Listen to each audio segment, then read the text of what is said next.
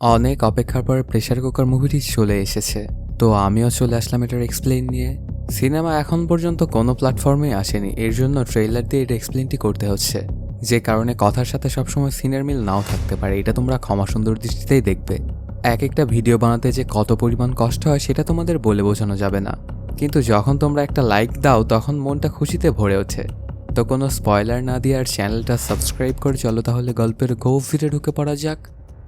সিনেমার শুরুতে একটা সরিষাকে দেখানো হয়, যেখানে অনেকগুলো বোরকা পরিহিত মহিলা দাঁড়িয়ে আছে, সাথে একটা ছেলে ওদের সামনে চুপচাপ দাঁড়িয়েছিল। এরপর কাহিনীটা শিফট হয়, একটা বাসের দৃশ্য দেখানো হয়।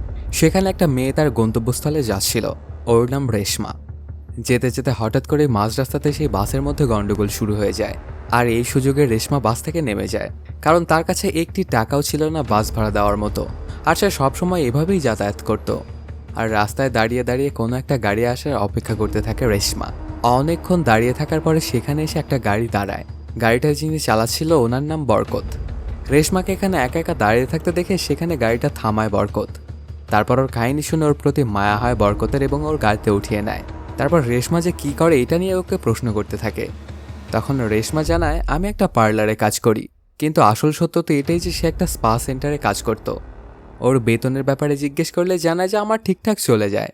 এরপর ওরা কথাবার্তা বলার এক পর্যায়ে বরকত জানায়, আমার একটা মেয়ে আছে, সে কাজকর্ম খুব একটা করে না, সারাদিন শুধু টই টই করে ঘুরে বেড়ায়।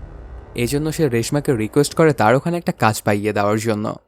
কিন্তু রেশমা ওকে জানিয়ে দেয় যে চাচা, ওখানে কাজ পাওয়া অতটা সহজ বিষয় নয়। আরও অনেক কথাবার্তা হয় ওদের দুজনের মধ্যে। তারপর একটা জায়গাতে এসে রেশমা জানায় যে আমি আমার গন্তব্য চলে এসেছি। তারপর টাকা না দিয়ে গাড়ি থেকে নেমে চলে যাচ্ছিল রেশমা, কিন্তু তারপরেও বরকতকে কিছুই বলে না, কারণ সে আগেই বুঝতে পেরেছিল যে রেশমার কাছে একটি টাকাও নেই ওকে দেওয়ার মতো। সাথে নিজের ফোন নাম্বারটাও রেশমাকে দেয় বরকত, আর বলে কোনোদিন যদি কোনো প্রয়োজন পড়ে তাহলে আমাকে তুমি কল দিও। সেখানে রেশমাকে নামিয়ে দিয়ে বরকত সরাসরি চলে আসে তার মালিকের কাছে। ওনার কাছ থেকে অনেকগুলো টাকা ধার নিয়েছিল বরকত, কিন্তু এই টাকাগুলো সে কিছুতেই পরিশোধ করতে পারছিল না। যখন তার থেকে টাকা চাওয়া হয় তখন সে বলে, এখন আমার হাতের অবস্থা খুব একটা ভালো নয়, কয়েকটা দিন অপেক্ষা করুন, আমি ঠিক টাকাগুলো সব পরিশোধ করে দিব। ওর মালিকের নাম আজিজুল। কিছুক্ষণের মধ্যেই আজিজুল বরকতকে ডাক দেয়। বরকত সেখানে আসার সাথে সাথেই আজিজুল তাকে বলে, আপনার সকল ঋণই আমি মৌকুফ করে দেব, কিন্তু কোনো কিছুই তো আর ফ্রিতে হয় না। আপনার যে আমি টাকাগুলো মৌকুফ করে দিব, এর জন্য আপনার মেয়েকে আমার সাথে বিয়ে দিতে হবে। যদি রাজি থাকেন তাহলে বলুন, যদি ভালোই ভালো রাজি হন তাহলে ভালো, না হলে জোর করার বিয়ে করার মতো ছেলে আমি নই। তখন বরকতকে আচমকাই কয়েকটা শর্ত ছুড়ে দেয়। এই গাড়িটা আমার নামে লিখে দিতে হবে, আমার টাকাও সবগুলো মৌকুফ করে দিতে হবে, আর বিয়ের মোহরানা বাঁধতে হবে 20 লাখ টাকা, সেটাও আমাকে বিয়ের আগেই পরিশোধ করতে হবে। আর সেই টাকা দিয়েই আমি আমার ছেলেকে বিদেশে পাঠাবো। ওর সকল শর্তই মেনে নেয় মালিক, এবং তারপরেও সে তার মেয়েকে বিয়ে করতেই চায়। সেখান থেকে বরকতের সঙ্গে কথাবার্তা শেষ করে আজিজুল চলে আসে একটা স্পা সেন্টারে। এটার নাম পিঙ্ক ভিলা স্পা সেন্টার। আসলে আজিজুল এখানকার নিয়মিত কাস্টমার ছিল, কিন্তু অনেক দিন ধরে সে এখানে খুব একটা আসতো না। এরপর অনেকগুলো মেয়েকে সেখানে আজিজুলের সামনে আনা হয়। তখন তার মধ্যে থেকে রেশমাকে বেছে নেয় আজিজুল। তারপর ওরা দুজনেই চলে আসে একটা রুমে। সেখানে এসে রেশমা তাকে মাসাজ দিতে শুরু করে। কিছুক্ষণ মাসাজটা চলার পরে আজিজুলের থেকে স্পেশাল একটা মাসাজ চায়, কিন্তু রেশমা সাফ সাফ জানিয়ে দেয় যে আমি ওসব মাসাজ দিই না। আজিজুলকে খানিকটা জোর করে, কিন্তু তারপরেও রেশমা দিবে না বলে জানিয়ে দেয়। তার পরপরই আজিজুল সেখানকার অথরিটিকে জানায় এবং আরেকটা মেয়েকে চায়। তখন অন্য একটা মেয়ে সেই রুমের মধ্যে ঢোকে, ওর নাম সামিয়া। যেহেতু এখানে অন্য একটা মেয়ে এসেছে তাই রেশমা সেই রুম থেকে বেরিয়ে যেতে চায়, কিন্তু আজিজুলকে ওই রুমেই থাকতে বলে। তখন ওকে রুমে রেখে ওর চোখের সামনে স্পেশাল মাসাজ দিতে শুরু করে সামিয়া। যখন মাসাজটা শেষ হয়ে যায় তখন এটাতে অনেক বাজে ফিল হচ্ছিল রেশমার। আর এই স্পেশাল মাসাজটা দিয়ে অনেকগুলো টাকা পায় সামিয়া। ওর হাতে এতগুলো টাকা দেখে ওর কাছ থেকে অল্প কিছু টাকা চায় রেশমা, কারণ তার প্রয়োজনে অনেক কিছুই কিনতে হবে, ঘরে কিছুই নেই। তবে সামিয়া ওকে একটা টাকাও দেয় না, আর জানায় তুমি যদি স্পেশাল মাসাজটা দিতা তাহলে এই টাকাগুলো তোমার হতো, কিন্তু তুমি তো তোমার স্বামীর জন্য নিজেকে উঠিয়ে রেখেছ। তবে তোমার স্বামী আবার অন্য জায়গায় গিয়ে মুখ মারে। আসলে রেশমার স্বামী ছিল একদমই ভবঘুরে টাইপের একজন মানুষ, এমনকি রেশমার খবরও নিত না সে। এর পরপরই সেই পার্লারটাতে চলে আসে একজন ছেলে, ওর নাম তন্ময়। সে এখানে কোনো মাসাজ নিতে আসেনি, আসলে সে সব সময় রেশমাকে হার্বালের কিছু তেল দিত। আসলে এটাই তার বিজনেস, আর রেশমা এগুলো বিক্রি করে কিছু টাকা ইনকাম করত। তবে তন্ময়ের হাবভাব দেখে বোঝা যায় সে রেশমাকে খুবই ভালোবাসত, কিন্তু এত কিছু দেখার পরেও রেশমা তার ভালোবাসাটা অ্যাকসেপ্ট করে না আর ওকে বলে দেয় যে আমার স্বামী আছে। ওরা দুজনে যখন কথাবার্তা বলছিল ঠিক ওই সময় তন্ময়ের ফোনে একটা কল আসে। ওর বাবা বরকতকে কল দিয়েছিল। তন্ময়কে ফোন দিয়ে যত তাড়াতাড়ি সম্ভব বরকতকে বাড়িতে চলে আসতে বলে, ওর জন্য নাকি খুব ভালো একটা সংবাদ রয়েছে। তারপর সেখান থেকে কথাবার্তা শেষ করে বরকত চলে আসে ওর বাড়িতে, কিন্তু কোথাও খুঁজে ওর মেয়ে অনন্যাকে পায় না। এই ব্যাপার স্যাপার নিয়ে ওদের স্বামী স্ত্রীর মধ্যে ঝগড়া বেঁধে যায়। এদিকে বাবা মা তাকে নিয়ে ঝগড়া করছে, আর অন্যদিকে তার মেয়ে চলে এসেছিল একটা ছেলের সাথে থিয়েটারে মুভি দেখতে। ছেলেটার নাম শাকিল। আসলে ওরা একে অপরকে খুবই ভালোবাসতো, এমনকি তারা সিনেমা হলের বাথরুমে গিয়েও দুজনে মিলে রোমান্স করতে শুরু করে। সবসময় ওরা দুজনে এমন টাইপের কাজই করত, আর সারাদিন দুজনে ঘুরে বেড়াতো। সারাদিনের ঘোরাঘুরি শেষ করে অনন্যা যখন সন্ধ্যাবেলাতে বাড়িতে আসে, তখন মা ওকে জানায় তোর বিয়ে ঠিক হয়ে গেছে। ছেলেটা কিন্তু খুবই ধনী পরিবারের।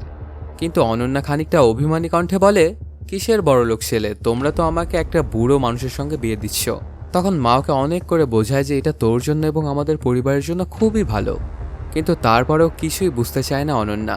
সে কোনোভাবেই ওই বুড়ো মানুষটাকে বিয়ে করতে চাচ্ছিল না। এমনকি ওর ভাই তন্ময় ওর সাথ দিচ্ছিল। মায়ের সঙ্গে কথাবার্তা শেষ করার পরে ওরা সবাই মিলে যায় খাবার খাওয়ার জন্য।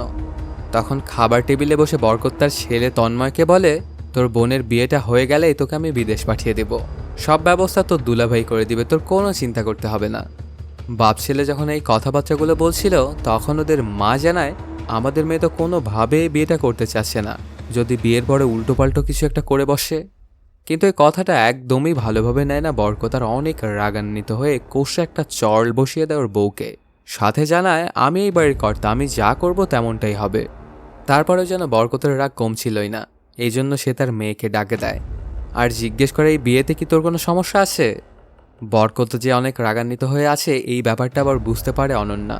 এর জন্য ভয়ে ভয়ে বলে, না আমার কোনো সমস্যা নেই। এই কথাটা শোনা মাত্রই আরও অনেক বেশি রাগান্বিত হয়ে যায় বরকত এবং মারতে শুরু করে দেয় ওর বউকে। অনেকক্ষণ মারধর করার পরে ছেলে এবং মেয়ে মিলে তার মাকে সেভ করে। এদিকে দেখা যায় অনেক রাত্রেবেলাতে রেশমা তার কাজগুলো শেষ করে বাড়িতে ফিরে আসে। সে আসলে তার ভাইয়ের বাড়িতে থাকতো, এজন্য তাকে অনেক কথাও শুনতে হয়। আসলে ওর ভাবি ওকে একদমই দেখতে পারতো না।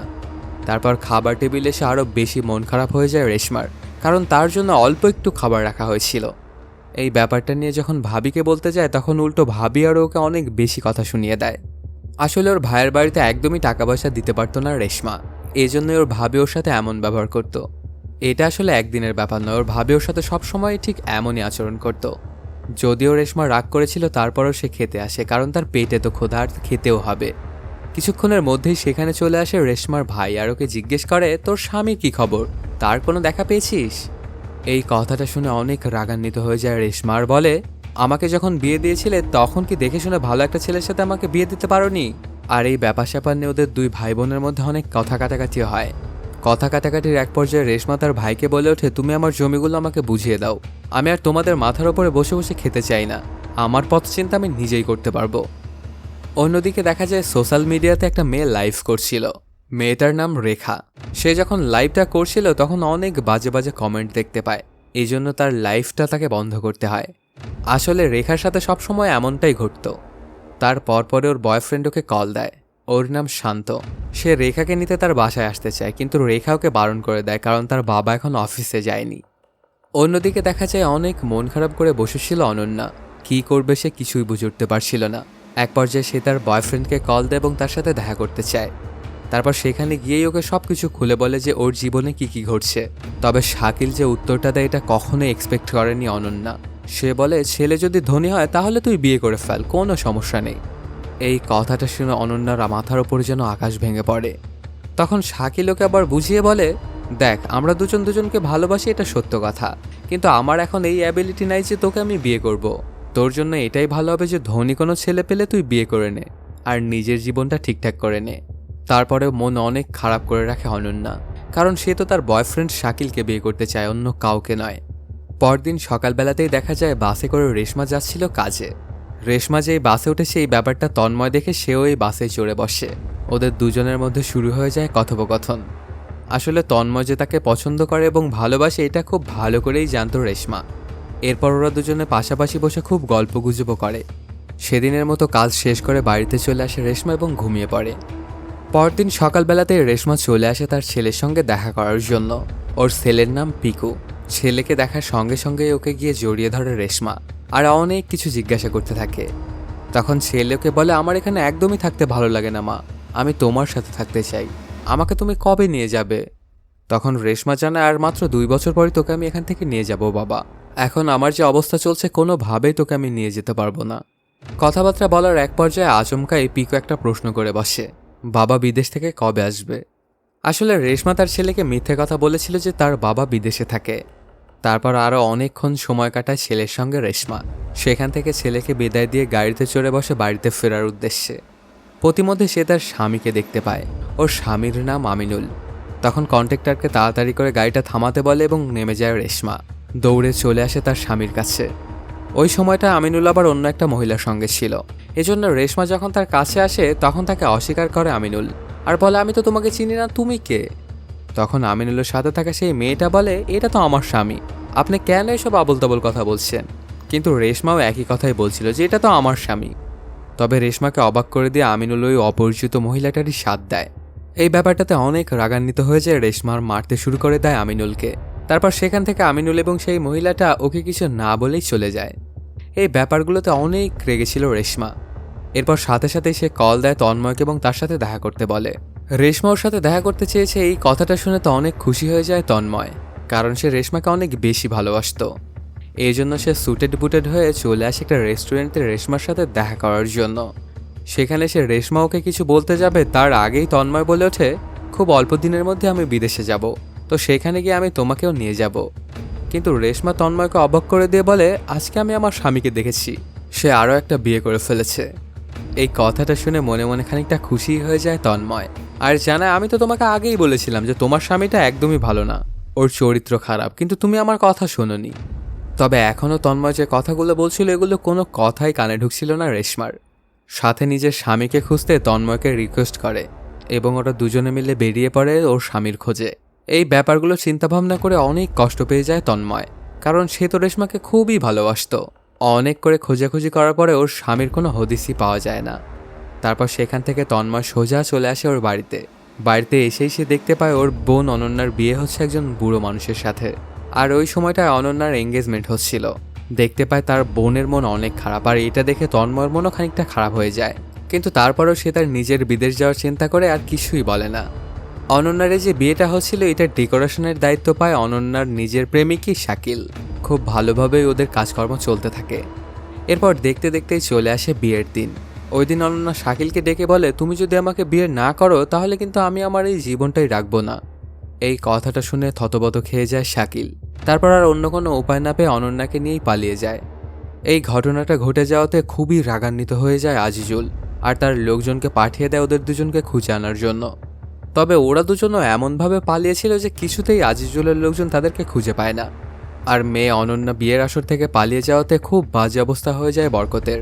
এমনকি বিয়েটা না হওয়াতে তন্ময় খুবই কষ্ট পায়, সাথে খানিকটা রাগান্বিত হয়, কারণ তার বিদেশ যাওয়াটাও এখন আর হয়ে উঠবে না। অন্যদিকে দেখা যায় একজন রাজনৈতিক নেতা তার লিডারকে তার বাড়িতে দাওয়াত করে। তার বউই সব জিনিসপত্র এনে ওদেরকে সার্ভ করছিল। ওনার নাম আদনান আর ওনার বউয়ের নাম আজমেরি। আদনান এবং তার লিডার কথাবার্তা বলতে থাকলে সেখানে বারবারই আজমেরি ইন্টারাপ্ট করছিল ওদেরকে। সে নিজের বিভিন্ন ওপিনিয়ন দিচ্ছিল। ওদের মিটিং শেষে যখন লিডার চলে যায় তখন আদনান আজমেরিকে নিয়ে একটা জায়গায় আসে আর ওকে অনেক করে গালাগালি করতে থাকে। আসলে আদনান আজমেরিকে এমন একটা জায়গা থেকে উঠিয়ে এনেছিল, সেখান থেকে যদি ওকে উঠিয়ে না আনতো তাহলে এখনও খুবই বাজে অবস্থা থাকতো আজমেরির। আসলে ওকে এই সকল খোটাই দিচ্ছিল আদনান। তারপর বউ আজমেরের উপরে অনেক রাগ করে আদনান চলে আসে একটা স্পা সেন্টারে। আসলে এটাই সেই স্পা সেন্টার যেখানে রেশমা কাজ করত, আর আদনানও ছিল এই স্পা সেন্টারের রেগুলার কাস্টমার। পরের দিন সকালবেলাতেই তন্ময় এবং রেশমা বেরিয়ে পড়ে রেশমার স্বামীকে খোঁজার উদ্দেশ্যে। অনেক করে খোঁজাখুঁজি করার পরে এক পর্যায়ে দেখতে পায় ওকে। সেখান থেকে পালিয়ে যাওয়ার চেষ্টা করে আমিনুল, কিন্তু ওকে ধরে ফেলে রেশমা।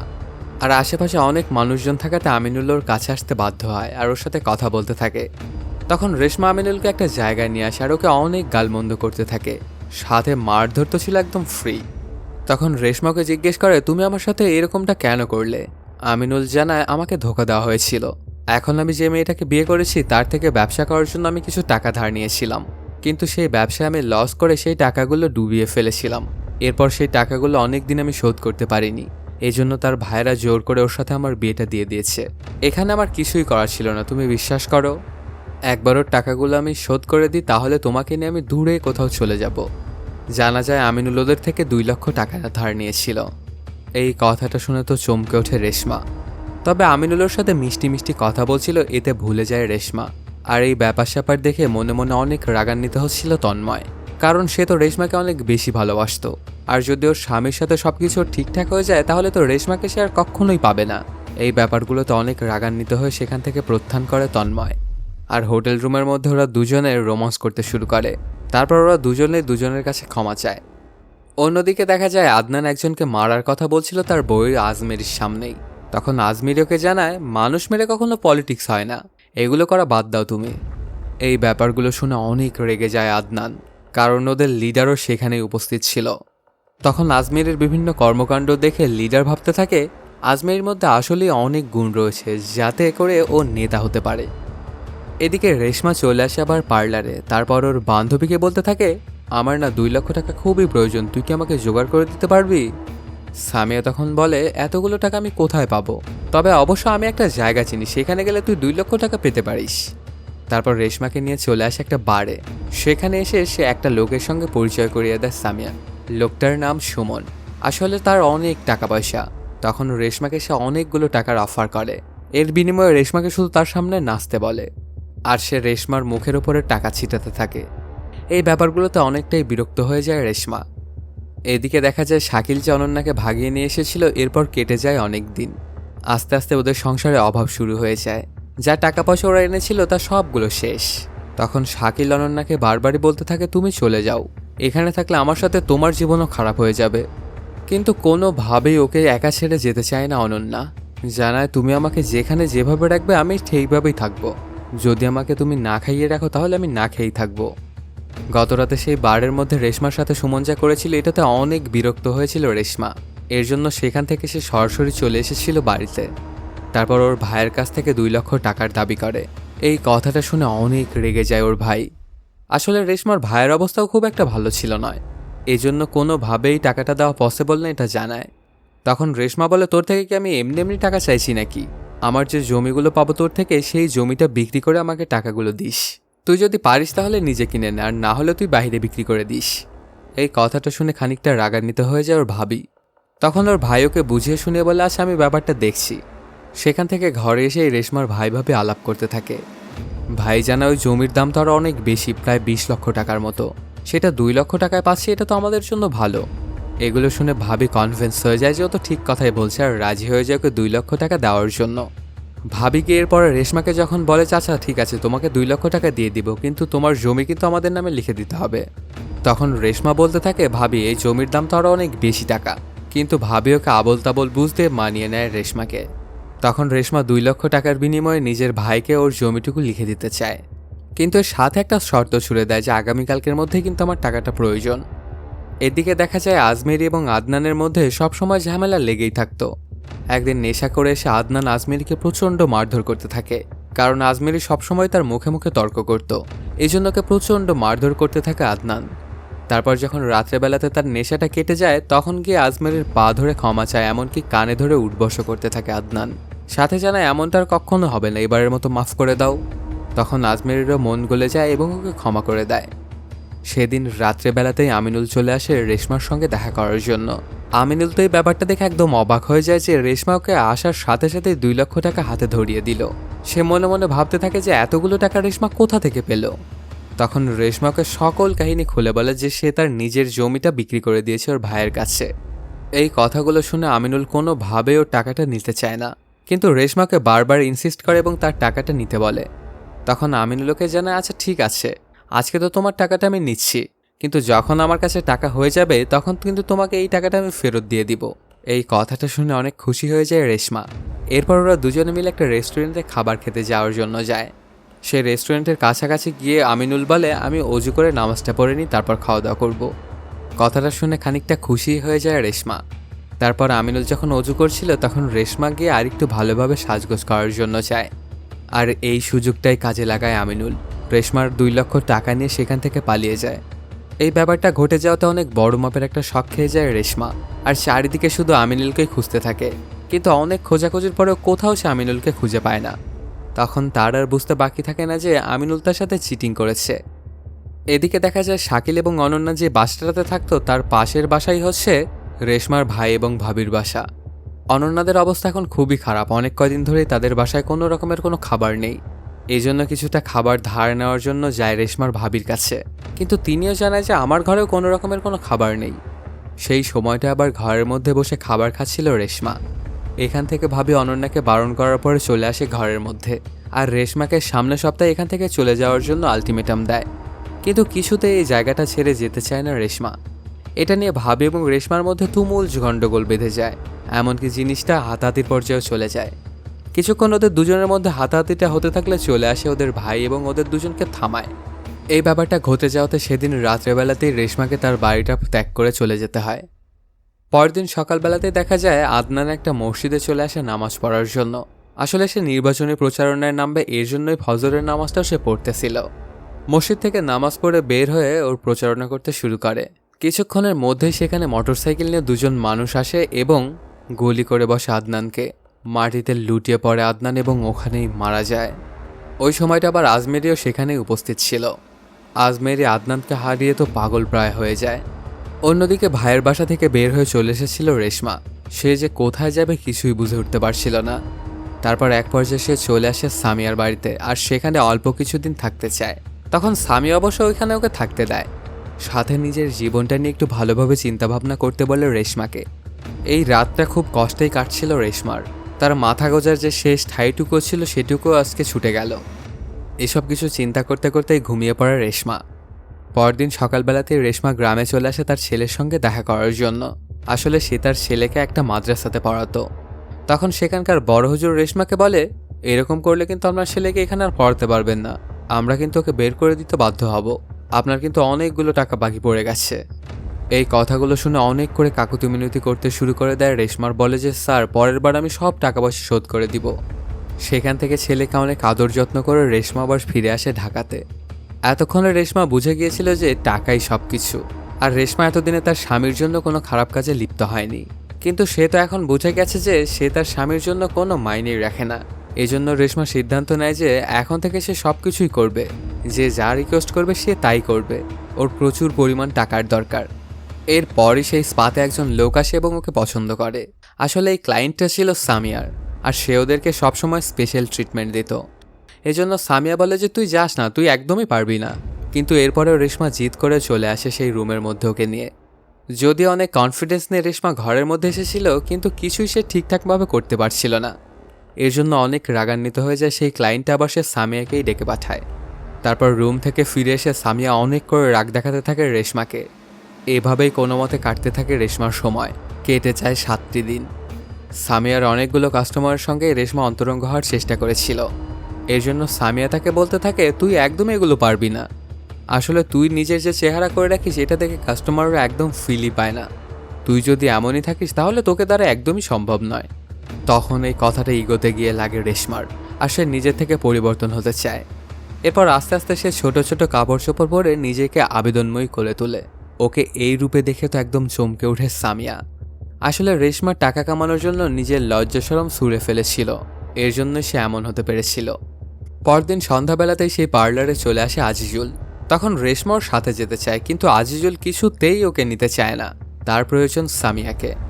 তারপরেও রেশমাকে অনেক করে রিকোয়েস্ট করে এবং ওর সাথে চলে আসে রুমে। এরপর খুব সুন্দর করে স্পেশাল একটা মাসাজ দিয়ে দেয় আজিজুলকে। এই ব্যাপারটাতে আজিজুল তোর ওপরে অনেক বেশি খুশি হয়ে যায়। অন্যদিকে দেখা যায় আদনান মারা যাওয়াতে পুলিশরা অনেক ব্যস্ত দিন কাটাচ্ছিল। এত বড় নেতাকে কার সাহস হলো খুন করার, এই ব্যাপার স্যাপার নিয়ে ওরা তদন্ত করছিল। এই খুনের তদন্তটা করার জন্য আজমেরির সাথে দেখা করতে চলে আসে এক পুলিশ অফিসার। ওর নাম ফজলুর। সে আজমেরির সাথে দেখা করে জিজ্ঞেস করে, সেদিন আপনারা কোথায় গিয়েছিলেন? তখন আজমেরি জানায়, আমাকে একটা হার কিনে দেওয়ার জন্য আদনান আমাকে নিয়ে যাচ্ছিল শপিং মলে, আর তখনই সেই দুর্বৃত্তরা এসে ওকে মেরে ফেলে। তখন আচমকাই পুলিশ অফিসারটা আজমেরিকে জিজ্ঞেস করে বসে, এখন তো আদনানের চেয়ারটা ফাঁকা হয়ে গেছে, তাহলে কি সেখান থেকে আপনি নির্বাচন করবেন? কিন্তু কোনোভাবেই নির্বাচনটা করতে চায় না, এটা জানায় আজমেরি। এদিকে দেখা যায় রেশমার সময় অনেক ভালোই কাটছিল। সে সবার কাছে এখন আবেদনময় হয়ে উঠেছিল, আর সবাইকে খুব ভালোভাবে স্পেশাল ট্রিটমেন্ট দেওয়াতে তার কাস্টমারের এখন আর অভাব হয় না। আর কাস্টমাররা তাকে প্রচুর পরিমাণে টাকা বকশিশও দিত। এমন করতে করতে রেশমার প্রচুর পরিমাণে টাকা হয়ে গিয়েছিল। রেশমার আবার পুরনো রাগ ছিল সুমনের ওপর, যে বারে রেশমার মুখের ওপরে টাকা ছিটিয়েছিল। এজন্য রেশমা তৎক্ষণাৎ চলে আসে সেই বারে এবং টাকা ছিটিয়ে সুমনকে নাচতে বলে। আসলে ওর ওপরে প্রতিশোধ নিচ্ছিল নিজের অপমানের। তারপর সেখান থেকে বেরিয়ে দুজনে ঘোরাঘুরি করতে শুরু করে। সামিয়া রেশমার খুব প্রশংসা করতে থাকে। সে আজকে যে কাজটা করলো এটা দেখে অনেক বেশি খুশি সে। আসলে রেশমা নিজের ইজ্জত বিক্রি করছে টাকার জন্য, এজন্য এখন তার মনে যা চায় সে তাই করে বেড়ায়। বলা যায় যে সম্মান বিক্রি করছে টাকার জন্য, আবার সেই টাকা দিয়ে সেই সম্মানই কিনছে। অন্যদিকে দেখা যায় আদনান হত্যার কেসটা এখনও চলমান। আজমেরিকে থানায় ডাকা হয় জিজ্ঞাসাবাদ করার জন্য। ওকে ঘন্টার পর ঘন্টা বসিয়ে রাখা হয়। ওর সাথে এই ব্যাপারগুলো ঘটে যাওয়াতে সে খুবই বিরক্ত হচ্ছিল। এতক্ষণ অপেক্ষা করানোর পর ওকে কিছুই জিজ্ঞেস করা হয় না, আর ওকে যখন ওর সময় শেষ হয়ে যায় তখন ওকে আবার সেখান থেকে বাড়িতে পাঠিয়ে দেওয়া হয়। এই ব্যাপারগুলোর সাথে ঘটে যাওয়াতে অনেকটাই বিরক্ত হয়ে যায় আজমেরি। এর পরপরই সেই পুলিশ অফিসারটার হাতে চলে আসে আজমেরির একটা চাঞ্চল্যকর ফোন রেকর্ড। আসলে আজমেরি একটা প্রেম করত। ওর বয়ফ্রেন্ডের নাম ছিল শুভ্র। সে আজমেরিকে কল দিয়ে একদিন বলেছিল, আদনান তোমাকে অনেক জ্বালাতন করে তাই না? তুমি যদি চাও তাহলে আমি আদনানকে গুলি করে মেরে ফেলতে পারবো, শুধু তুমি একবার বলো তাহলেই হয়ে যাবে। এই ব্যাপারগুলো শুনে খানিকটা খুশি হয়ে যায় পুলিশ অফিসার, কারণ সে মনে মনে ভাবছিল কেসটা আমি তো সলভ করেই ফেলেছি। তার মনে হচ্ছিল যে আজমেরি এবং তার বয়ফ্রেন্ড প্ল্যান করেই মেরে ফেলেছিল আদনানকে। কিন্তু এদিকে দেখা যায় আজমেরি একটা প্রেস কনফারেন্স কল করে আর তার স্বামী আদনানকে যে মেরে ফেলা হয়েছে এটার জন্য বিচার দাবি করে। ওর সাথে তার ছোট্ট ছেলেটিকেও নিয়ে এসেছিল। সেই প্রেস কনফারেন্সটা শেষ করার পরেই সে কল লাগায় তার বয়ফ্রেন্ডকে। তারপর চলে আসে ওর সাথে দেখা করার জন্য। সেখানে দেখা করেই আজমেরি ওকে ওয়ার্ন করতে থাকে আর এখান থেকে দূরে কোথাও পালিয়ে যেতে বলে, কারণ যদি পুলিশরা তাদের এই প্ল্যান সম্পর্কে জেনে যায় তাহলে ওরা অনেক ঝামেলায় পড়তে হবে ওদেরকে। তবে আজমেরির যে চিন্তা ছিল সেটাই আসলে সত্য হয়। পুলিশরা তো জেনে গিয়েছিল যে ওদের দুজনের কী ব্যাপার রয়েছে, এই জন্য আজমেরির পিছা করে এই ব্যাপারটা ওরা ক্যাপচার করে নিয়েছিল। এদিকে রেশমা একটা বাসে করে যাচ্ছিল তার ছেলেকে দেখার জন্য। সেখানে আবার ওর দেখা হয়ে যায় তন্ময়ের সাথে। তন্ময় তখন হকারি করে তেল বিক্রি করছিল। এরপর তন্ময় এবং রেশমার মধ্যে অনেক কথোপকথন হয়। রেশমার সাথে এতদিনে কি ঘটেছে সবকিছু তন্ময়কে সে খুলে বলে। আসলে সেদিন হোটেল রুমের মধ্যে রেশমা এবং তার স্বামী যা করেছিল এগুলোর পরে তন্ময় ওর সাথে যোগাযোগ করার চেষ্টাও করেনি। সে রেশমার ওপরে অভিমান করেছিল। কিন্তু যখন তন্ময় সত্যগুলো জানতে পারে তখন রেশমাকে সে সান্ত্বনা দেয়। এরপর দুজনের মোটামুটি একটা ভাব হয়ে যায়। আর ঠিক এ কারণেই রেশমা তন্ময়কে নিয়েই চলে আসে ওর ছেলের সাথে দেখা করার জন্য। আসলে যদিও রেশমা একটা পার্লারে কাজ করে, কিন্তু তার ছেলেকে পড়াচ্ছিল মাদ্রাসাতে। এটা সে কেন করছে এই ব্যাপারটা আবার জানতে চায় তন্ময়। তখন রেশমা বলে, আমি কোনোভাবেই চাই না যে আমার ছেলের জীবনও আমার মতো হোক, এর জন্য ওকে আমি মাদ্রাসাতে পড়িয়েছি। আর আমার দেশের বাড়ি থেকে এখানে অনেক আগেই আমরা চলে এসেছিলাম, এই জন্য আমার ছেলেকে আমি এখানের মাদ্রাসাতেই ভর্তি করে দিয়েছি। তারপর ওরা দুজনে চলে আসে মাদ্রাসাতে। বড় হুজুরের সাথে রেশমা দেখা করে তার ছেলের পাওনা টাকাগুলো পরিশোধ করে দেয়, সাথে অনেকগুলো এক্সট্রা টাকাও দেয়। সেই টাকা পয়সা দিয়ে মাদ্রাসাতে থাকা সকল ছাত্রছাত্রীদেরকে ভালো করে খাওয়ার দাওয়া দিতে বলে। ওই সময়টা তন্ময় অবশ্য পিকুর সঙ্গে খেলা করছিল। তারপর ওরা তিনজনে অনেক সময়ও কাটায় একসঙ্গে। ছেলের সঙ্গে অনেক সুন্দর সময় কাটিয়ে ওরা দুজনেই রাত্রেবেলাতে চলে আসে আবার ঢাকাতে। অন্যদিকে দেখা যায় আদনান যে দলের জন্য কাজ করত সেই দলের লিডার একটা প্রেস কনফারেন্স ডাকে। সেখানে তিনি জানায়, আদনানের হত্যাকারীকে আমরা খুঁজে বের করব এবং ওর সঠিক সাজা দিব। তবে এখানে ইলেকশনে তো কাউকে না কাউকে দাঁড়াতে হবে। আমার মনে হয় আদনানের বউ আজমেরি যদি দাঁড়ায় তাহলে অনেক বেশি ভালো হবে, কারণ আদনান মারা যাওয়াতে আজমেরির ওপরে মানুষের একটা আলাদা সিম্প্যাথি কাজ করবে। আর আজমেরির মার্কাটা হবে প্রেসার কুকার। এই ব্যাপারটাতে সেখানে থাকা সবাই স্লোগান দিতে শুরু করে দেয় আজমেরির নাম ধরে। ঠিক ওই সময় সেখানে চলে আসে পুলিশ অফিসারটা আর আজমেরির সঙ্গে একটু কথা বলতে চায়। তখন ওরা দুজনে যায় একটু সাইডে। তখন পুলিশ অফিসারটা আজমেরিকে জিজ্ঞেস করে, আদনানকে আপনি কেন মেরেছেন? কিন্তু কথাটা কোনোভাবেই স্বীকার করে না আজমেরি। তবে পুলিশ অফিসারটাও তো একদমই কম নয়, সেও শুনিয়ে দেয় তাদের দুজনের ফোন রেকর্ড। আজমেরি এবং তার বয়ফ্রেন্ডের এই ফোন রেকর্ডটা শুনে তো অনেক শকড হয়ে যায় আজমেরি। অন্যদিকে দেখা যায় অনেক দিনই কেটে গেছে শাকিল এবং অনন্যার বাড়ি থেকে পালিয়ে আসার। একদিন হঠাৎ করে অনন্যা শাকিলকে বলতে থাকে, আমার না মায়ের জন্য অনেক বেশি কষ্ট হচ্ছে, তুমি কি একবার আমাকে নিয়ে গিয়ে আমার মায়ের সঙ্গে দেখা করিয়ে নিয়ে আসবে? শাকিলও তখনও অনন্যার এই রিকোয়েস্ট আর ফেলতে পারে না। আর ওকে তার মায়ের সঙ্গে দেখা করানোর জন্য বের হয়ে পড়ে। কিন্তু দুর্ঘটনাবশত সেই বাসটাতেই তল্লাশি করছিল পুলিশ, আর এক পর্যায়ে ধরেও ফেলে শাকিলকে। তবে পুলিশ এখানে অনন্যাকে ভাগিয়ে আনার জন্য ওকে ধরেনি।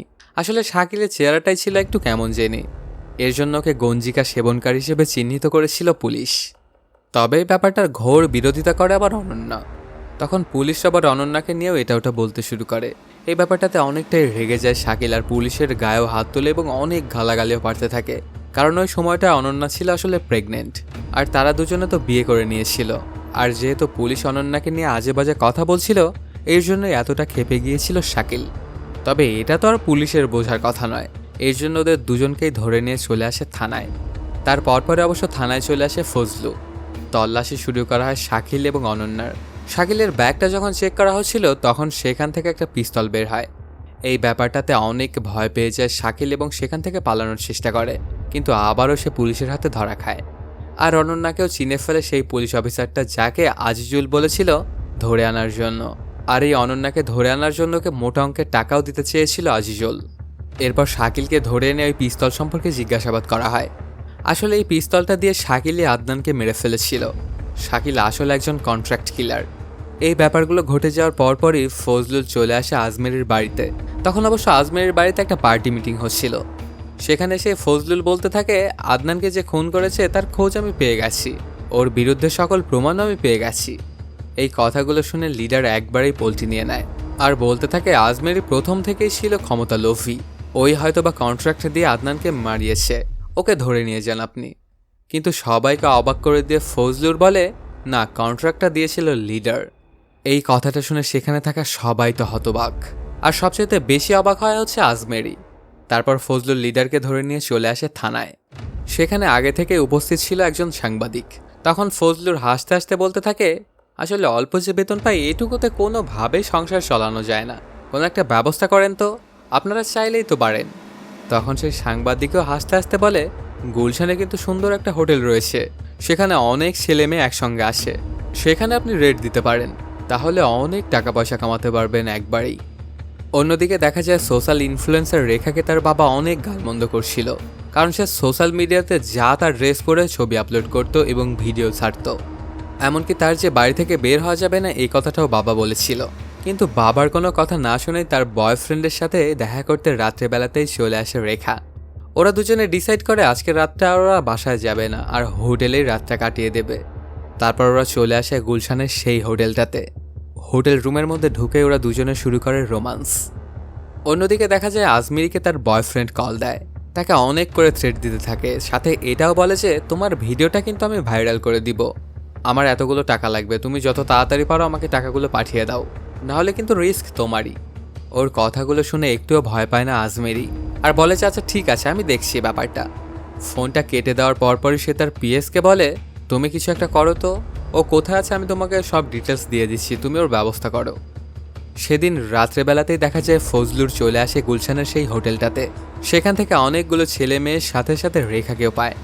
এখানে যাদেরকে ফজলুর ধরেছিল সবাই তার কাছে অনেক করে কাকুতুমিনতি করছিল, আর এবারের মতো ছেড়ে দিতে বলছিল। কিন্তু কোনোভাবেই ফজলুর কাউকেই ছাড়তে রাজি হয় না, এমনকি সবার বাবা মাকেও ডাকতে বলে এখানে। কিছুক্ষণের মধ্যেই সেই জায়গাতে চলে আসে রেখার বাবা। সেখানে তিনি আসা মাত্রই ফজলুরকে বলে ওঠে, কি মশাই, মেয়ে দিয়ে ব্যবসা করাতে খুব ভালো লাগে তাই না? তবে ওর কথার কোনো আগামাথায় বুঝতে পারছিল না রেখার বাবা। তারপর ওকে সব কিছু খুলে বলে ফজলুর। এই ব্যাপারটা শুনে অনেক বড় শক খেয়ে যায় রেখার বাবা। তবে শকটারও কয়েক গুণ বৃদ্ধি পায় যখন ফজলুর ওর থেকে 30 লক্ষ টাকা চায় রেখাকে ছেড়ে দেওয়ার বিনিময়ে। টাকাটা যদি পরিশোধ না করা হয় তাহলে রেখার ভিডিওটা ভাইরাল করে দিবে সে সোশ্যাল মিডিয়াতে, এতে তাদের মান সম্মান সব কিছু শেষ হয়ে যাবে। অন্যদিকে দেখা যায় রেশমা তখন অনেক টাকা পয়সা কামাচ্ছিল, এই জন্য সে প্রত্যেক দিনই বাড়ে আসতো। কিন্তু আজকে এখানে এসে ওর লাল পানি খাওয়া একটু বেশি হয়ে গিয়েছিল, এজন্য সে কল দেয় তন্ময়কে এবং ওকে ডেকে পাঠায়। তারপর তন্ময় এসে তাকে তার বাড়িতে নামিয়ে দিয়ে আসতে যায়। নেশার করে রেশমা তখন ওকে বলতে থাকে, তুমি কি আমাকে বিয়ে করতে পারবে? আমার কিন্তু একটা বাচ্চা আছে, আমাকে বিয়ে করলে আমার বাচ্চা সহই আমাকে বিয়ে করতে হবে। তন্ময় শুধু চুপচাপ হয়ে ওর কথাগুলো শুনছিল এবং হায় হা মেলাচ্ছিল। এদিকে দেখা যায় ফজলু শান্তকে বলে, তোর বাবাকে তুই নিয়ে আয়, কিন্তু কোনোভাবেই এটা করতে রাজি হয় না শান্ত। সাথে অনেক চোটপাটও নিতে থাকে ফজলুরের ওপর। তবে ফজলুরও তো কম নয়, সে অনেকগুলো কথা শুনিয়ে দেয় শান্তকে। আর এদিকে নিজের মেয়েকে নিয়ে তো প্রচণ্ড টেনশনে পড়ে যায় রেখার বাবা। মেয়ের এই কর্মকাণ্ড দেখার আগে তার মরে যাওয়াটাই হয়তো বা ভালো ছিল। এরপর একজনকে কল দেয় রেখার বাবা, আর তাকে বলে জমি বিক্রি করে 30 লক্ষ টাকা সে যেন এখানে খুব তাড়াতাড়ি নিয়ে চলে আসে। আর শান্ত যেহেতু ফজলুরের সঙ্গে অনেক বাজে ব্যবহার করেছিল, এর জন্য ওকে প্রচণ্ড মারধর করতে থাকে। ওকে এতটা মারধর করা হয় যে এক পর্যায়ে মারা যায় শান্ত। এই ব্যাপারটাতে খানিকটা থতবত খেয়ে যায় ফজলু। এরপর শান্তর লাশটা সে লুকিয়ে ফেলার একটা প্ল্যান করে বসে। তারপর ওর লাশটা নিজের গাড়িতে করে নিয়ে আসে শুনশান একটা জায়গায়। তারপর শান্তর বুকে অনেকগুলো গুলি করে ফজলুর, সাথে ওর একটা কনস্টেবলকে গুলি করেও আহত করে। আসলে এটা দিয়ে সে একটা কাহিনী বিল্ড আপ করছিল। পরদিন সকালবেলাতে একটা প্রেস কনফারেন্স ডাকে ফজলুর। সেখানে রেখার বাবা উপস্থিত ছিল। তখন ফজলুর তার বানানো গল্পটা বলতে থাকে।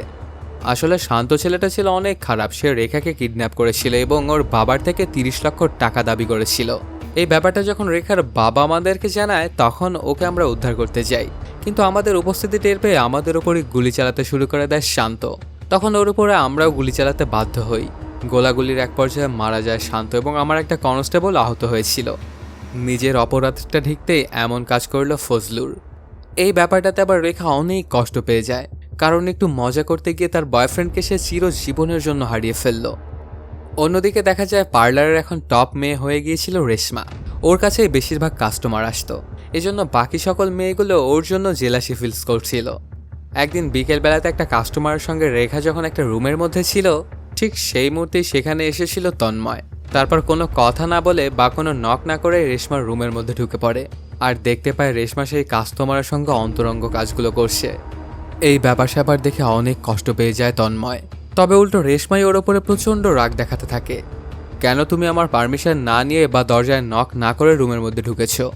এই সাহস তোমাকে কে দিয়েছে? এটা তো আমার কাজের জায়গা, তাই না? এইভাবে তুমি এখানে আসতে পারো না। সাথে তন্ময়কে আরও অনেক বাজে বাজে কথাও বলতে থাকে রেশমা। জানায় আমি তোকে কোনো দিনও ভালোবাসবো না, তুই আমার পিছু করবি না, আর এরপরে যদি আমার পিছে ঘুরতে তোকে আমি দেখি তাহলে তোর খবর আছে। রেশমার মুখে এই কথাগুলো শুনে খুবই কষ্ট পেয়ে যায় তন্ময়। আসলে তার আর বুঝতে বাকি থাকে না যে সেদিন রাত্রেবেলাতে রেশমা যে কথাগুলো বলেছিল সেগুলো আসলে সে মাতাল অবস্থাতে বলেছিল। তারপর সেখান থেকে দুঃখ ভারাক্রান্ত মন নিয়ে চলে আসে তন্ময়। ওর সময়গুলো অনেক কষ্টেই কাটছিল। আর অন্যদিকে রেশমা তো ছিল তার মজমাস্তি নিয়ে। সে প্রচুর পরিমাণে টাকা কামাচ্ছিল এবং উড়াচ্ছিল। এরকম চলতে চলতে সামিয়ার সকল ক্লায়েন্টগুলোও নিতে শুরু করে দেয় রেশমা। সামিয়াই তোকে এই পর্যায়ে আসতে সাহায্য করেছিল, কিন্তু এখন সামিয়ার পেটে লাথি মারছে রেশমা। এই ব্যাপারগুলো নিয়ে ওদের দুজনের মধ্যে ঝামেলার সৃষ্টি হয়ে যায়। আসলে সামিয়া এখানে যে কথাগুলো বলছিল সে ওর কথাগুলোর ভ্যালিড পয়েন্ট আছে। রেশমার এখন অনেকগুলো টাকা হয়ে যাওয়াতে সে হয়ে গিয়েছিল একদম অন্ধ। টাকার লোভে আসলে রেশমা অন্ধ হয়ে গিয়েছিল। সেজন্য তাকে যে বিপদের সময় হেল্প করেছিল তারই সে ক্ষতি করছে। এভাবেই পার হয়ে যায় আরও কয়েকদিন। হঠাৎ করে একদিন রেশমা জানতে পারে তার ভাই একটা অ্যাক্সিডেন্ট করে ঘরে পড়ে আছে। তার অপারেশন করানোর জন্য অনেকগুলো টাকার প্রয়োজন। পরদিন সকালবেলাতেই রেশমা চলে আসে তার ভাইয়ের বাড়িতে এবং ভাবির হাতে টাকাগুলো ধরিয়ে দেয়। এই টাকাগুলো পেয়ে তো খুবই খুশি হয়ে যায় ওর ভাবি, আর চিন্তামুক্ত হয়। সেখান থেকে ভাবিকে টাকাগুলো দিয়ে রেশমা চলে আসে তার ছেলের সঙ্গে দেখা করার জন্য। এখানে এসে রেশমা একটা বড় মাপের শক খায়। ছেলেকে বলে আমি জানি আমার বাবার কখনো আমার সঙ্গে দেখা করতে আসবে না, তো এরপর থেকে তুমিও আর আমার সঙ্গে দেখা করতে এসো না মা, আমার একদমই ভালো লাগে না এই ব্যাপারগুলো। এই কথাটা শুনে অনেক মন খারাপ হয়ে যায় রেশমার। তার মাথার ওপরে যেন আকাশ ভেঙে পড়েছে। ওর পুরো দুনিয়ায় যেন উলটপালট হয়ে গেল। আসলে ওর ছেলেই ছিল ওর জন্য পুরো দুনিয়ার সমান। তারপর অনেক মন খারাপ করে সেখান থেকে আবার ঢাকাতে ফিরে চলে আসে রেশমা, কিন্তু সে তার কাছে একদমই আর মনোযোগ দিতে পারছিল না। অন্যদিকে আদনানকে হত্যা করার জন্য শুনানি হতে শুরু করে দেয় শাকিলের। এরকম কিছুদিন শুনানিটা চলার পরে শাকিলকে ফাঁসির সাজা শোনায় আদালত। এই ব্যাপারটাতে অনেক কষ্ট পেয়ে যায় অনন্যা। অন্যদিকে দেখা যায় রেশমা একদমই শান্তি পাচ্ছিল না। পরদিন সকালবেলাতেই সে তন্ময়কে কন্ট্যাক্ট করে ওকে একটা জায়গায় নিয়ে আসে। সেখানে সে ওকে জিজ্ঞেস করে তুমি কি আমাকে ভালোবাসো, আমাকে তুমি বিয়ে করতে চাও তন্ময়? তখন তন্ময় বলে যে না, আমি তো আপনাকে ভালোবাসি না, আমি রেশমাকে ভালোবাসি, আর আপনি হচ্ছেন পাখি। এই কথাটা শুনে খানিকটা কষ্ট পেয়ে যায় রেশমার, বলতে থাকে আসলে আপনি ঠিকই বলেছেন, সমাজের মানুষরা আমাদেরকে একদমই ভালোবাসে না, তারা শুধু আমাদেরকে ভোগের পণ্য ভেবে ভোগ করতে চায়। এরপর আরও অনেক ইমোশনাল কথা বলতে থাকে রেশমা। সঙ্গে জানায় আমরা কিন্তু পাখি নিজে থেকে হইনি, এই সমাজটা আমাদেরকে পাখি হতে বাধ্য করেছে। সাথে আরও অনেক ইমোশনাল কথা বলে কাঁদতে শুরু করে দেয় রেশমা। তখন তন্ময় বলে, আচ্ছা আমি ব্যাপারটা দেখছি, আমি নিজেও কিছু ঝামেলার মধ্যে আছি, তো ওগুলো আমি ঠিক করে দেই, তারপর আমি আপনাকে নিয়ে যাব। এদিকে দেখা যায় ফজলুর আবারও আরেকটা রেড দেওয়ার চিন্তাভাবনা করছিল, কারণ আগেরবার সে যে টাকাটা পেতে যাচ্ছিল সেটা তো আর পায়নি, কারণ সে একজনকে মেরে ফেলেছিল এবং সেটা ধামাচাপা দেওয়ার জন্য ওই টাকাটা সে আর পায়নি। তখন ফজলুরের একটা বিশ্বস্ত সোর্স ওকে জানায় এই শহরে একটা পার্লার রয়েছে আর সেখানে পাখি নামের একটা মেয়ে থাকে। ওখানে পাখির অনেক বড় বড় ক্লায়েন্ট আছে, তো সেখানে যদি আমরা রেট দিতে পারি তাহলে মোটা অঙ্কের টাকা কামানো পসিবল। এদিকে দেখা যায় আজমেরি তার নির্বাচনী প্রচারণা চালাচ্ছিল, কিন্তু ওকে অনেক ঝামেলা করছিল বিরোধী দলীয় নেতা।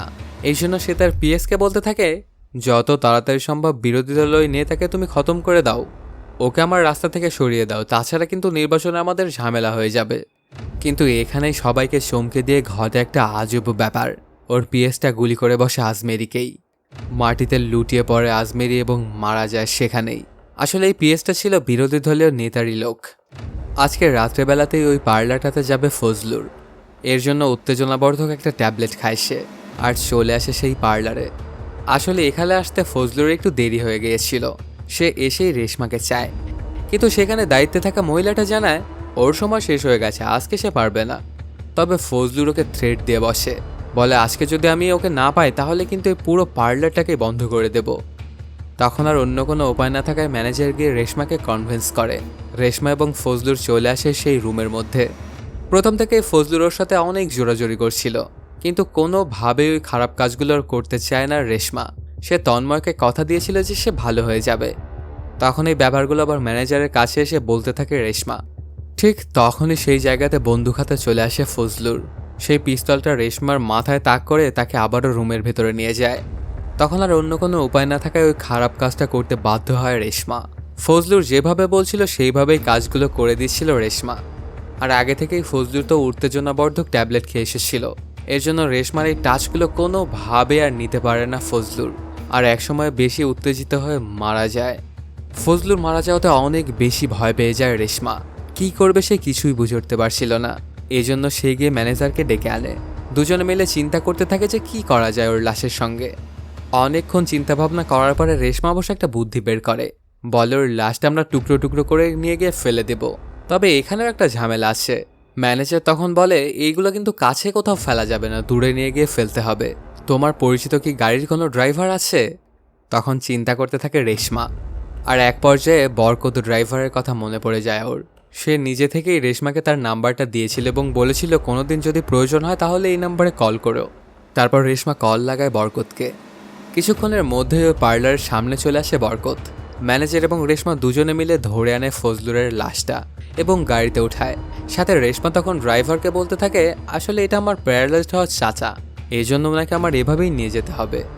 গাড়িটা চালাতে থাকলে হঠাৎ করেই বরকতের বউ তাকে কল দেয় এবং ওর মেয়ের জামাইকে বাঁচাতে বলে, কারণ তার তো ফাঁসি হয়ে যাবে এবং তাহলে ওর মেয়ের কি হবে। তখন বরকত জানায় এটা কোনোভাবেই পসিবল নয়, আমি একজন সামান্য ট্যাক্সি ড্রাইভার, আমি কিভাবে কাউকে বাঁচাতে পারি ফাঁসির আসামি থেকে। এই কথাগুলো আবার শুনে ফেলে রেশমার জানতে চায় যে কি হয়েছে। তখন সব কিছুই খুলে বলতে থাকে বরকত। এই ব্যাপারগুলো যখন বরকত বলছিল তখন অনেক ভয় পেয়ে যায় ওরা দুজনেই, কারণ তারাও তো একটা খুন করে ফেলেছে। তারপর এটা তো সাধারণ কোনো মানুষ নয়, বড় মাপের একজন পুলিশ অফিসার। এভাবে কিছুক্ষণ যেতে থাকলে হঠাৎ করেই বরকতের সন্দেহ হতে থাকে ওদের উপরে। সে বুঝতে পারে যে কিছু একটা গড়বড় তো রয়েছে। এক পর্যায়ে লাশটা দিয়ে দুর্গন্ধ বেরোতে শুরু করে। এই ব্যাপারগুলোতে বরকত এবার শিওর হয়ে যায় যে এটা মনে হয় লাশ। তখন সে শুনশান একটা জায়গায় গিয়ে গাড়িটা ব্রেক করে, তারপর বাহিরে এসে দরজাগুলো বন্ধ করে দিয়ে রেশমাকে বলে, কতদিন হলো ওকে মেরেছ, নাকি কয় ঘন্টা? এই প্রশ্নটা করার সাথে সাথে ওরা দুজনেই বুঝে ফেলে যে সে জেনে গেছে যে এটা কোনো প্যারালাইজড মানুষ নয়, এটা আসলে একটা লাশ। তারপর বরকতকে সবকিছু খুলে বলে ওরা দুজন, সাথে এটাও বলে লাশ তো এখন আপনার গাড়িতে উঠানো হয়েছে, তো আমাদের যদি কিছু হয় তাহলে কিন্তু আপনিও ফেঁসে যাবেন। এই কথাগুলো শুনে আবার অনেকটাই রাগান্বিত হয়ে যায় বরকত। তবে বরকত এগুলো কিছুই তোয়াক্কা করছিল না এবং তার গাড়িটা নিয়ে সোজা থানার উদ্দেশ্যে রওনা দেয়। কিন্তু এটা কোনোভাবেই করতে দিতে চায় না রেশমা।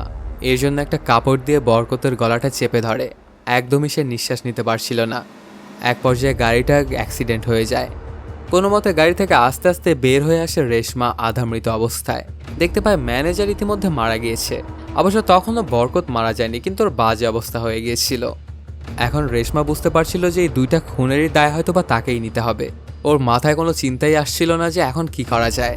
বরকত তখন না মরে বেঁচে আছে, মাটিতে লুটিয়ে পড়েছিল। তখন রেশমা আস্তে আস্তে ওর দিকে আগাতে থাকে আর হাতে বিশাল বড় একটা ইট নিয়ে মারতে শুরু করে বরকতকে।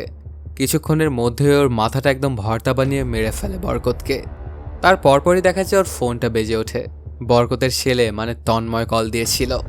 এই ব্যাপারটাতে রেশমা নিজেকে আর অনেক বেশি দোষী মনে করতে থাকে, কারণ তন্ময় সবসময় ওর ভালোই চাইতো আর তন্ময়ের বাবাকে সে কিনা নিজের হাতেই মেরে ফেলল। কিছুক্ষণের মধ্যেই ওই রাস্তা দিয়ে আবার একটা পুলিশ ভ্যান যাচ্ছিল, যেটার মধ্যে ছিল আসলে ফাঁসির আসামি। ওরা ওই জায়গাটাতে সে গাড়ির অ্যাক্সিডেন্টটা দেখতে পায়। সেখানে পুলিশ নেমে এসে দেখতে পায় সবাই মারা গেছে। তার মানে হয়তোবা তন্ময়ের কণ্ঠ যখন রেশমা শুনেছিল তখন নিজেকে অনেক বেশি দোষী ভেবেছিল আর নিজের জীবন হয়তোবা নিজেই নিয়েছিল, কিংবা অ্যাক্সিডেন্টে তার অতিরিক্ত রক্তক্ষরণের জন্য হয়তোবা মারা গিয়েছে রেশমা। এই ঘটনাটা ঘটার পর কেটে যায় কয়েকদিন। তন্ময় একসাথে তার বাবা এবং প্রেমিকাকে হারিয়ে অনেক কষ্ট পেয়ে গিয়েছিল। এর জন্য সে চলে আসে রেশমার ছেলে পিকুর কাছে। ওর দেখাশোনার সকল দায়িত্ব সে নিজের কাঁধে উঠিয়ে নেয়। আর এর মাধ্যমে শেষ হয়ে যায় সিনেমাটি। তো বন্ধুরা, কেমন লাগলো আজকের এই এক্সপ্লেইনটি জানাতে কমেন্ট করো। আর যদি এখনও চ্যানেলটা সাবস্ক্রাইব না করে থাকো তাড়াতাড়ি সাবস্ক্রাইব করে নাও। দেখা হচ্ছে নতুন কোনো ভিডিওতে। Till then, সায়োনারা।